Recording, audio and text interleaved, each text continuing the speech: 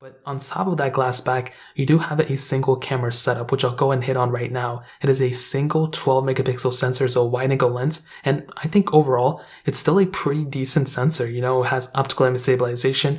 You have the ability of shooting 4K videos on it, which is really cool. And I feel like the back camera of this thing is still really good. You have a lot of not a lot, but you have quite a few features built in into the software of this camera too, which is a huge asset for sure. And I'll definitely tell you, if you have to go and take a lot of photos outdoors and kind of like you're in that realm, you're going to have a pretty good experience with the Samsung Galaxy S7, I'm going to imagine, in terms of the camera standpoint. Now, it's not going to be perfect. You don't have 4K at 60. You don't have any like crazy features. Like, I don't think you have portrait mode, night mode, or anything like that, but there are a lot of features built in, and there's a lot of features that you can download from the Play Store with the different camera apps and stuff that you can also maintain and get a lot of other features that way too. So it's not like there's only just this phone or this camera app. There's a lot of other capabilities through the App Store as well. But the front camera, I think, is the biggest problem. It's only a 5 megapixel sensor where you can only shoot 1440p videos on. Now, that in and of itself is kind of a bigger issue than anything else. I mean, there's no 4K on the front,